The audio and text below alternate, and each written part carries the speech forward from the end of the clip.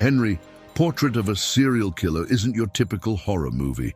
It's raw, disturbing, and unsettlingly real. Released in 1986, this film shocked audiences and critics alike, not because of jump scares, but because it felt like we were watching something we shouldn't. But behind its grim exterior lies a production story full of strange decisions, accidents, and bizarre coincidences. Here are 17 weird facts you probably didn't know about Henry, Portrait of a Serial Killer. Fact 1. The movie was inspired by a real serial killer, Henry Lee Lucas, but most of what Lucas claimed was a lie.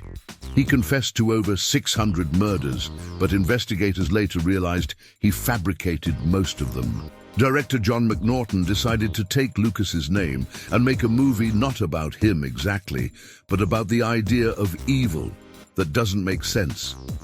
The film's tagline said it best: "He's not Freddy, he's not Jason, he's real." Fact 2. The entire film was made for just over $100,000. That's less than the catering budget on most Hollywood productions. It was so cheap, in fact, that the crew used real apartments, real alleys, and handheld cameras to save money, giving the film its infamous documentary-like realism. Fact 3. Michael Rooker, who played Henry, had never acted in a feature film before this. He was working at a Chicago parking garage when he landed the role. To prepare, he stayed in character, even off set, barely talking to anyone. The crew said being around him during filming was genuinely frightening. Fact 4. The movie's most shocking scene, the videotaped home invasion, was done in a single take. There was no special effects team, no fake walls, no post-production trickery. The actors rehearsed it like a play, and the cameraman played the part of the TV camera operator. The result felt so real that early audiences walked out during screenings. Fact 5. It took 3 years for the film to be released. After being completed in 1986, it sat on shelves because the MPAA refused to give it a rating. They said there was no difference between what they saw and what could actually happen in real life. McNaughton was told, quote, "There's no place for this film in the world." Fact 6. Because it had no official rating, Henry couldn't be shown in most theaters. When it finally came out, it did so quietly, through underground film circuits and word of mouth. Critics like Roger Ebert called it one of the most disturbing yet brilliant films ever made. He gave it 4 out of 4 stars, calling it a cold, detached look at evil. Fact 7. Michael Rooker's performance was so intense that it launched his entire career. After Henry, he went on to star in Days of Thunder, JFK, The Walking Dead, and Guardians of the Galaxy. He has said in interviews that Henry was the hardest role he ever played and one he never wanted to revisit. Fact 8. Tom Towles, who played Otis, was Rooker's opposite in real life, funny, talkative, and friendly. But when the camera rolled, something changed.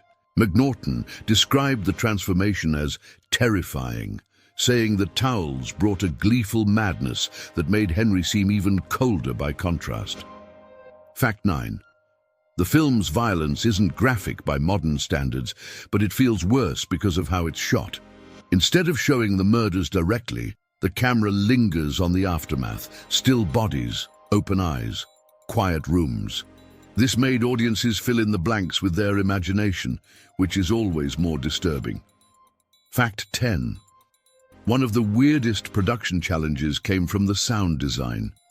The film's sound crew was so small that McNaughton himself recorded some of the effects, like screams, gunshots, and even bones breaking, using raw chicken and celery. That eerie, suffocating silence between sounds was entirely intentional. Fact 11. The film was originally going to be called Portrait of a Serial Killer with no Henry at all. Producers added his name at the last minute to make it sound more like a biopic. McNaughton later said he regretted that decision because audiences kept expecting a true story about Henry Lee Lucas, not a meditation on random violence. Fact 12. The movie almost got destroyed. When the production company went bankrupt, the original reels were locked in a warehouse. McNaughton had to personally fight to retrieve them before they were auctioned off. If he hadn't, Henry might have disappeared forever. Fact 13. One of the actresses, Mary Demas, played multiple murder victims because the crew couldn't afford extras. She appeared in several different wigs and costumes across scenes. If you look closely, you can spot her being killed more than once in the movie. Fact 14. The film's eerie electronic score was composed by Robert McNaughton, John's brother. He used cheap synthesizers and cassette recorders to build the unsettling soundscape. The music doesn't tell you what to feel, it just buzzes under the surface, like static or anxiety itself. Fact 15. The film's ending was deliberately ambiguous. We see Henry leave town, but what happens next is left up to the audience. McNaughton wanted viewers to feel that Henry could show up anywhere next. Maybe in your city, maybe in your apartment. That uncertainty made it linger long after the credits rolled. Fact 16. Henry became a training film for some film schools, not for its content, but for how it was made. It proved you could shoot an effective atmospheric film with no money and no stars, as long as you had vision. It's often cited as one of the earliest examples of modern, independent American cinema. Fact 17. Even today, nearly 40 years later, Henry, Portrait of a Serial Killer, still can't be shown uncut in some countries. It was banned in the UK for years and heavily censored in Australia.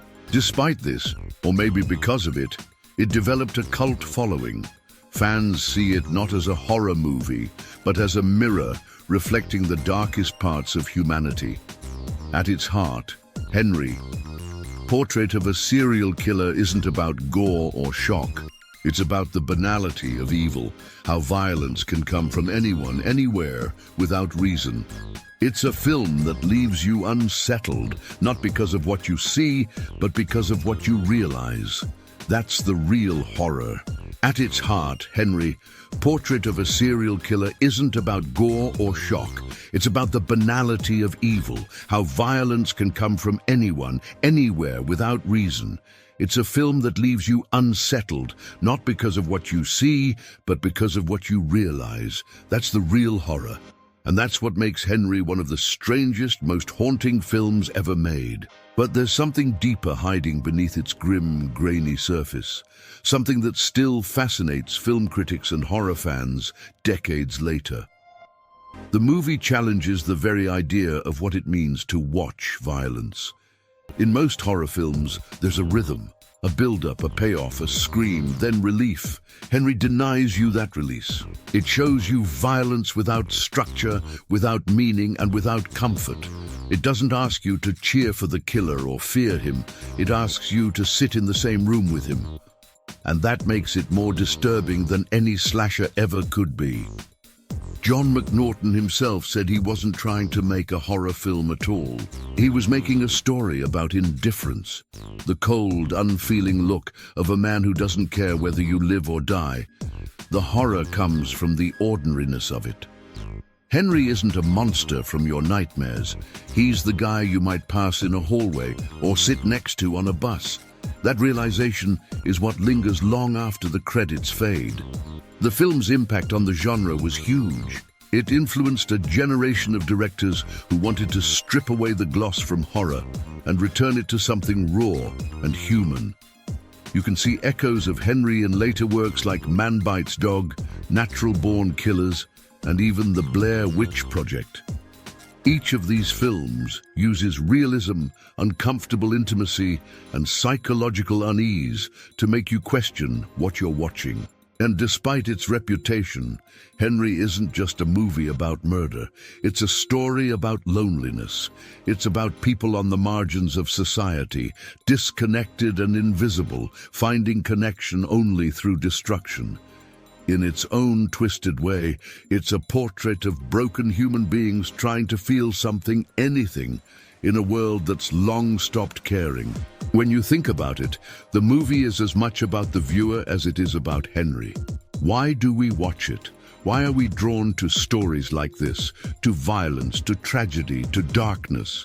Maybe we see pieces of our own curiosity in him. Maybe we want to understand the incomprehensible. Or maybe, in confronting that darkness, we're just trying to prove to ourselves that we're not like him.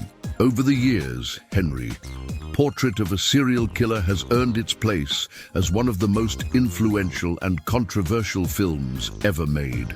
It paved the way for true crime fascination, mockumentaries, and gritty indie storytelling. It showed filmmakers that you didn't need special effects or massive budgets to make people uncomfortable, just honesty and courage. And maybe that's the strangest fact of all. A movie made for pocket change, banned in multiple countries, and nearly lost forever, ended up redefining horror. It's not a film that entertains, it confronts, it doesn't thrill, it unsettles. And in doing so, it captures something that most polished Hollywood productions never do, the terrifying ordinariness of real evil. That's why, nearly 4 decades later, people are still talking about Henry, Portrait of a Serial Killer.